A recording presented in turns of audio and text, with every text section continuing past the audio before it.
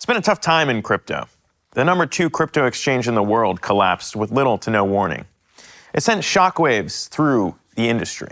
Shockwaves that aren't done yet, that are still reverberating. Revelations allege that customer funds were misused and abused. Reports suggest the top man did it in a series of cold, calculated moves, and rumors run wild. These are hard things to stomach in any industry, but in this industry especially, because the industry was supposed to be different, and it just isn't. And being new and naive doesn't cut it anymore. Some people tell you that this is just the cost of doing business, that they ought to know better, that they licked their wounds and kept on going. Our own guest this week is going to say some of those very things, and maybe they're right. But people are hurting, and even if you're not financially devastated right now, you might not be out of the woods yet. And at the very least, you're probably feeling betrayed. This show is meant to be fun. We ask big questions that seem preposterous. We pull stunts that are as absurd as the industry. And we examine how new money is getting up to old tricks. But this is one trick we honestly didn't think we'd have to cover. Not now and not to this extent. But still, we're here, and we're gonna try and make sense of it all. And yes, we're gonna try and have a little fun along the way. There's just one question that's been bothering us, and it feels like we have to ask it before we take a look at anything else. Can crypto survive without a savior? Welcome to Coinage. I'm Zach Guzman. I'm sad to say that crypto is in worse shape than ever. The latest collapse has left people feeling lost, and it's left the entire industry in a crisis of conscience. Crypto was supposed to solve the problems of traditional finance, the lack of transparency and accountability, the bias towards large institutional insiders, the individual powerlessness in the face of faceless institutions. It was designed as both a protest and a solution, so you wouldn't have to trust any one government or institution. The first block of the Bitcoin blockchain made that much clear with the headline embedded in it. The Times, the 3rd of January 2009, Chancellor on brink of second bailout for banks. As if to say, we see your transgressions and we're coming for you. Governments may have bailed out the system, but in many cases they left individuals holding the bag. Now, crypto is in a similar position. And it's not the first time. The problem is it could very well be the last. Because the scope of this is big, and it feels bigger and more consequential than anything that's come before. It's hard to understate that. There's no one left to save the system or all the little people in it. Without a central authority, there's no one to pick you up when the system fails. But there are still plenty of actors who aren't afraid to gamble with your money. So is someone coming to save crypto? Could someone even save it?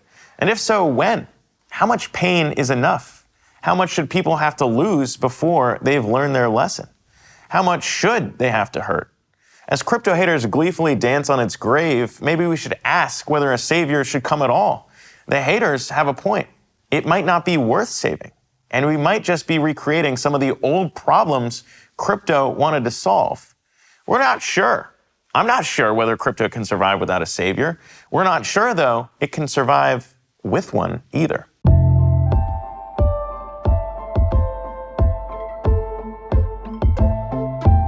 Crypto's latest collapse really does feel eerily similar to the 2008 financial crisis. But crypto is still circling the drain, and the US economy is back, for now at least. So what's the difference? The difference is we have a Fed and a central government willing to swoop in and save the day, even if it couldn't save the decade. Crypto doesn't have a Fed. There's no one with a mandate to save it. There's no one with a clear enough interest, not that no one's tried. Yes, we're talking again about Do Kwon, a man with an ego so big he thought he could invent money out of thin air. And to be fair, for a little over a year, he kind of did. Not unlike the US government. If only he had developed a military-industrial complex, maybe it would have lasted. On the first episode of our show that we put out, we covered Do Kwon and the collapse of the Terra Luna ecosystem. If you want a deeper understanding of that crash, go back and watch our episode. But what you really need to know is that Do Kwon tried to become the Fed of crypto, to create a coin that would be too big to fail and act as the whole backbone of the industry. He went about it by investing huge amounts of Terra's money into Bitcoin. The idea was to tie the fate of Terra Luna to the oldest and most resilient coin of all. But it didn't work. Terra Luna wasn't fast enough, big enough, or trusted enough to pull it off. and Terra Luna collapsed. And it was bad, like really bad. Maybe not as bad as the collapse of FTX, but at the time, it was the worst thing anyone in crypto had seen. Kind of like how before World War II, World War I was just called the Great War. People just didn't realize that it could and would get a whole lot worse. Oh, this is the worst day of my life. The worst day of your life so far. The crash had a domino effect on the rest of crypto too. Crypto hedge fund Three Arrows Capital sank due to losses from Terra, and with it, the founder's dreams of owning a yacht called Much Wow. Then, the failure of Three Arrows Capital took down crypto banks and lenders like Celsius and Voyager. Celsius CEO Alex Mashinsky denied any wrongdoing, while the founders of Three Arrows Capital were literally nowhere to be found. And people were looking. Crypto companies like BlockFi, Coinbase, OpenSea, and many more started to lay off employees as crypto prices continued their slide. By May of 2022, the bear market had begun in earnest. And as the contagion kept radiating out, crypto kingpins and retail investors alike were closing their checkbooks. Everyone except one man, Sam Bankman-Fried, the kid billionaire of crypto. Sam Bankman-Fried, or as he's been dubbed, SBF, was the chief executive of FTX, the #2 crypto exchange in the world. I'm trading crypto. FTX is the safest and easiest way to buy and sell crypto. It's the best way to get in the game. At just 30 years old, SBF got his start as a quant trader on Wall Street before getting into crypto through his trading arm, Alameda Research, which he founded in 2017. I know the name sounds scientific, but the only things they were researching were intricate ways to create more cryptocurrency on paper than actually existed on the blockchain. And they did this with traditional financial tools, just taking riskier bets and using higher leverage. Our first clue that this is starting to feel like 08 all over again. Just 2 years later, SBF launched FTX, and despite its young age compared to other crypto exchanges, its targeting of pro users quickly allowed the exchange to rocket up to the #2 slot. The next year, in May 2020, SBF launched FTX US, a separate exchange targeting US-based customers. They also complied with the stricter regulation in the States compared to the Bahamas, like way stricter, like being raised by Cinderella's stepmom versus being raised by wolves stricter.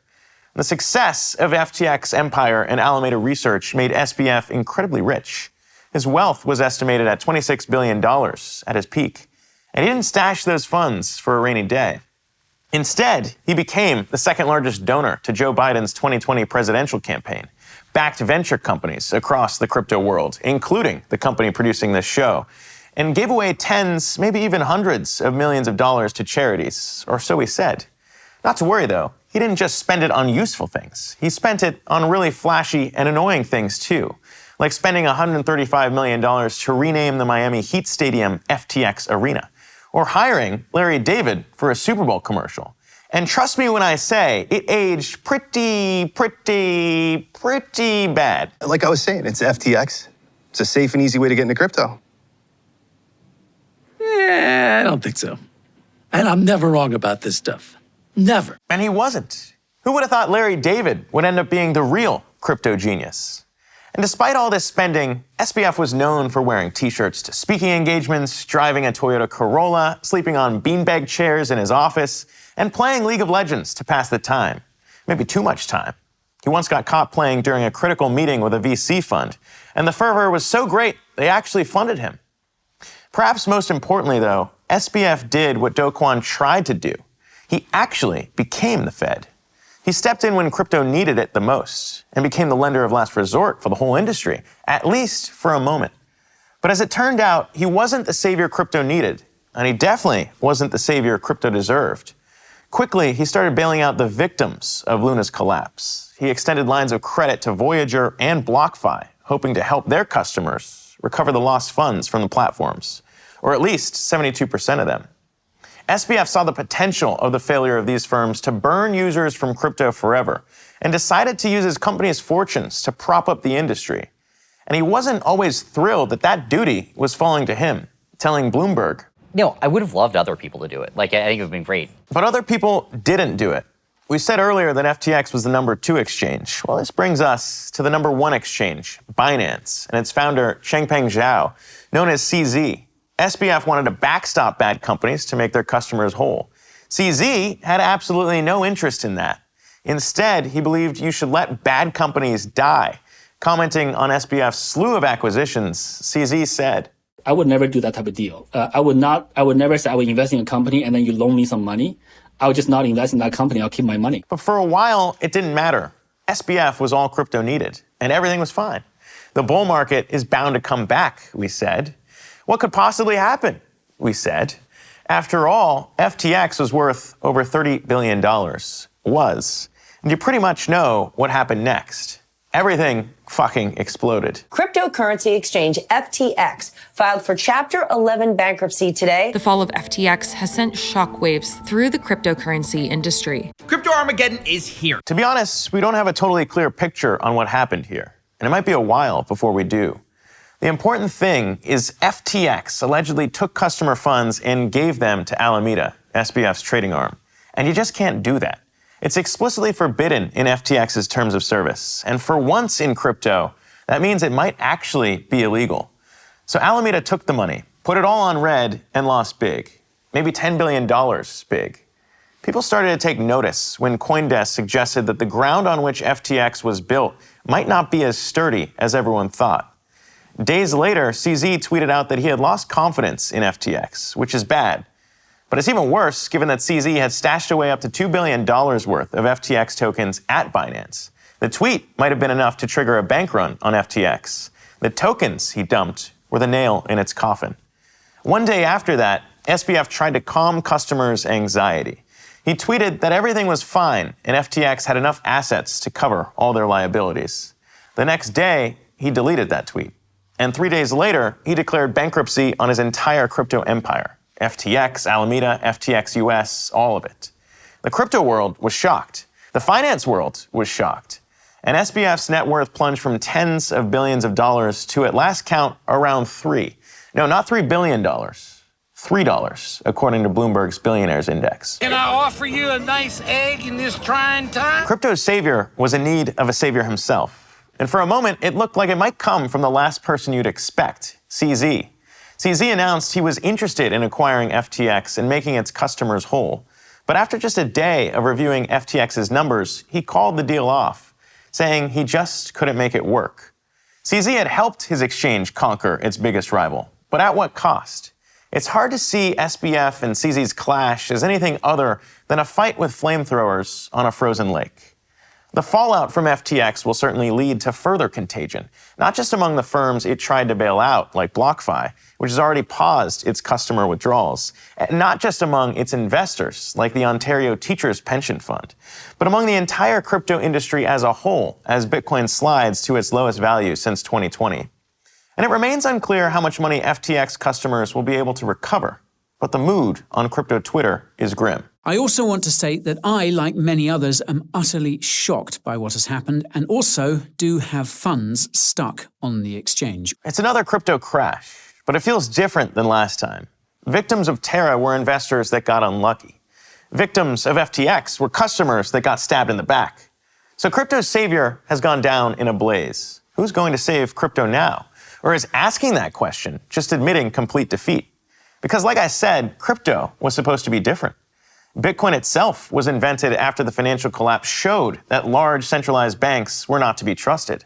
Crypto was meant to be a better way to operate without the need for a lender of last resort. Many diehard crypto enthusiasts swear off exchanges altogether with their mantra, not your keys, not your coins, meaning that if you don't own the key to your wallet, if you're not in direct control of it, well, then your coins aren't really your coins. Other crypto fans only interact with decentralized financial protocols known as DeFi. But the world of DeFi isn't quite ready for prime time yet. In DeFi, code is law. The smart contracts that run the decentralized exchanges and lending protocols have no off switch, and they answer to no one. So when a hacker phishes a seed phrase, or when a clever exploiter uses tactics like market manipulation and flash loans to completely obliterate everyone's funds, there's no one to cry to. And that's happened time and time and time again. This is why some fear this crypto winter will extend into a crypto ice age. We can't trust centralized finance. We can't trust decentralized finance, all in a system where we weren't supposed to trust anyone at all. Big exchanges are starting to make some changes. CZ says Binance will soon adopt a proof of reserve system that was developed along with Vitalik Buterin, so users won't have to trust that their deposits are safe. they can verify. But other experts allege that without Binance being able to prove those assets aren't pledged to someone else, the solution is probably pointless. So there's no clear path forward, but the blockchains march on. For her take on the recent crash, whether leverage and crypto should ever mix, and whether crypto really needs a savior, let's bring in Wall Street veteran and CEO of the crypto-native Custodia Bank, Cailtin Long. Appreciate you joining us. Hey, Zach, it's great to see you again. Thanks for having me on. Yes, when we saw all this play out, I thought the whole team here at Coinage thought there's only one person who's called this for years, basically, the threat of leverage in the crypto ecosystem, and you're spot on, really. I mean, what do you make of, I guess, what decisions were made before in terms of all the leverage built in the crypto ecosystem and what we're seeing now? Well, I don't take pleasure in the pain that people are feeling. And it's, this is one of those situations where warning people and then being right is really not something that makes you feel good, because a lot of people are having a lot of pain, just like they did in May and June. And it's hurting our industry. There's no question that the scammers and fraudsters, I'm not using that word lightly. There are clearly some who have committed outright fraud here. And I think it's healthy that they're being called out, but it does seem like it's a repeat. And how many people ended up in jail after the 2008 financial crisis? Certainly a lot of folks thought there would have been a number who did or should have ended up in jail. And in fact, really pretty much nobody did. So let's see what happens in this situation with the fraudsters in crypto who belong there. Well, that's why I feel like this is the perfect interview to have someone who's seen kind of all the bad moves on Wall Street over almost 3-decade career on Wall Street. I mean, is it painful for you to have left that industry behind to go into something like crypto and Bitcoin and then have everything be recreated and say, what are we doing here? Well, yes and no. There's a big difference, though, that Bitcoin itself cannot be corrupted, okay? And so even if there are corruptors, whether truly nefarious or people who are just arrogant and think that they can risk manage something that repeatedly proves it can't be leveraged safely, but they don't want to learn those lessons, and human greed and short memories cause people to repeat the same mistakes again. So regardless of what's the motivation, at the end of the day, if you own on-chain Bitcoin, you can protect yourself from these shenanigans.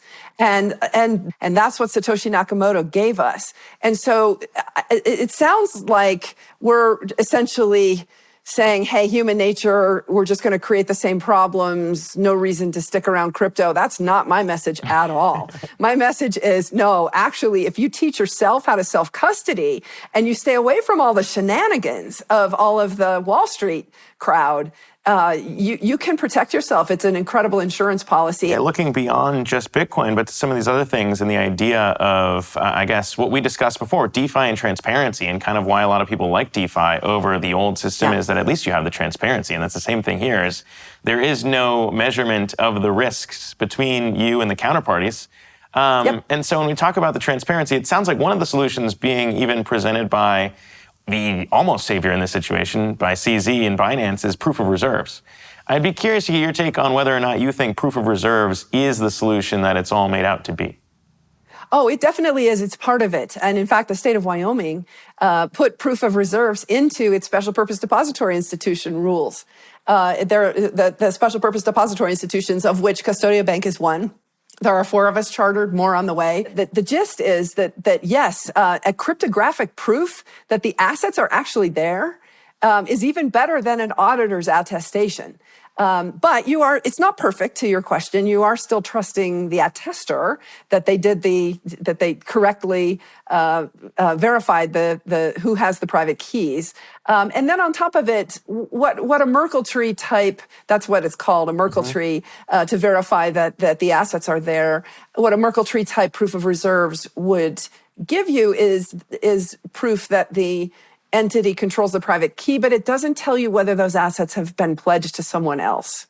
So that's, you really do need an audit and probably a regulator, enabling regulator like the state of Wyoming created in the special purpose depository institutions. Then it's like, okay, then what are we still recreating the old system is still what I go back to, because it sounds so similar now.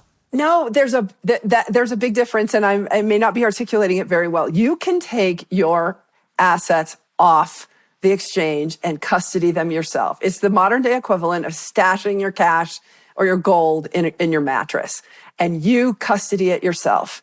And that will always be recognized as value that you can transact with. So you are not forced into the system. What you have today with traditional fiat currencies and with securities, you are forced into their system. And I've been pretty critical of how that system has these subtle skimming mechanisms that hurt mom and pop investors. And this is why I think it's so prescient of folks to point out that some of the worst actors in crypto have been people who came from the Wall Street world, who knew how to take advantage of those subtle skimming mechanisms. And let me give you a specific example. There was a 2017 court case involving Dole Food, the pineapple company.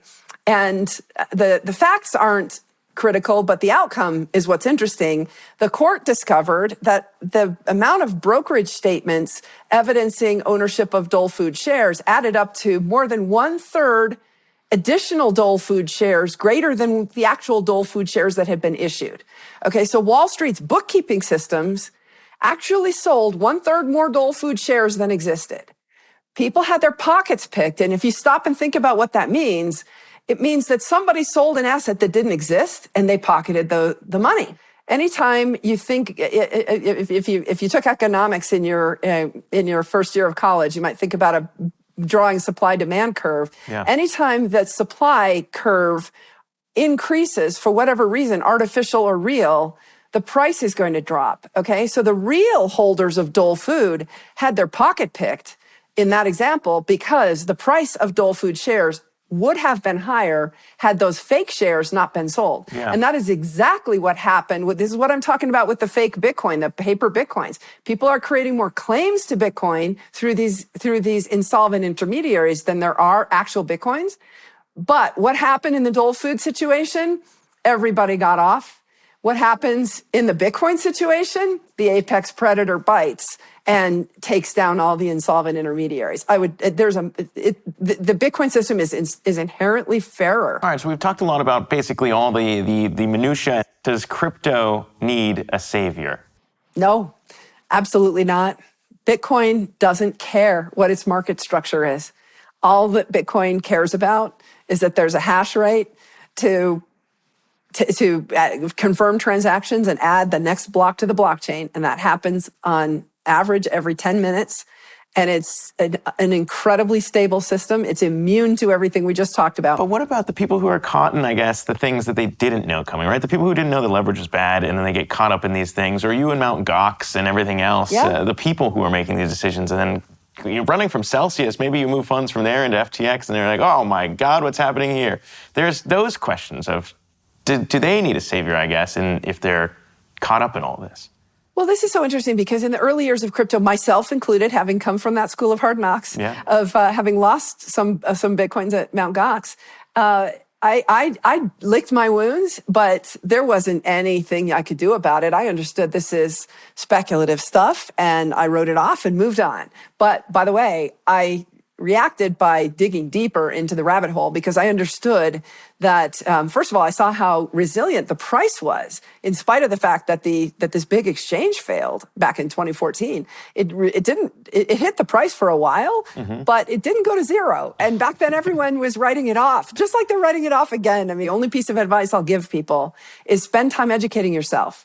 It's not easy to self-custody your Bitcoins, but once you figure it out, then boy, does that lift a cloud from your world, and you realize that you've got an insurance policy nobody can take from you and nobody can dilute with a stroke of a pen by creating more. And it's an honest ledger, and that honest ledger is what most people really probably want to store the fruits of their labor in so that they can access that in the future. They don't want it to be manipulated. They don't want these Dole Food type situations to have their pockets picked by these subtle skimming mechanisms that exist in the current system and which are immoral. So Bitcoin is definitely special. It is different. We are definitely in the market structure repeating some of the mistakes of Wall Street, but not in the protocol itself. Yeah. And if you interact with the base protocol, you are in a new world. It really, truly is different and special. Appreciate you taking the time here to chat with us, Cailtin Long, the CEO and founder of Custodia Bank. Appreciate it. Thanks, Zach. Good to be on. Appreciate it. So there's no savior coming. Will crypto survive? Well, the blockchains are always going to keep making blocks, except for maybe Solana. You can still buy one of our NFTs with your ETH, or send your Doge to a friend. Everything works. But crypto's value lies in the belief of its people, and that belief is being tested. It's like when people talk about saving the planet. The planet's going to be just fine. It'll continue hurtling through space for billions and billions of years, no matter what we do. But there are a billion planets in the universe, and Earth is unique because of us. If humans die out, the planet's still going to be here. Can the same be said for crypto? And not really. The industry runs only because people care about it, only because there are people willing to power the blockchains. Sometimes out of ideological desire, sure, but more often because they get rewarded for doing so. A catastrophic loss of value could mean a catastrophic loss in that reward, and as such, a loss in interest and belief. People will move to sports betting, or buying GameStop stock, or, God forbid, touching grass. Or maybe the bull run will resume, and this will all be forgotten. Crypto winters have happened before, and thus far, they've always led to a spring, with new technology blossoming and new energetic minds entering the industry. It could be years before we find out. In the meantime, I'm Zach Guzman. This was Coinage. Stay safe out there.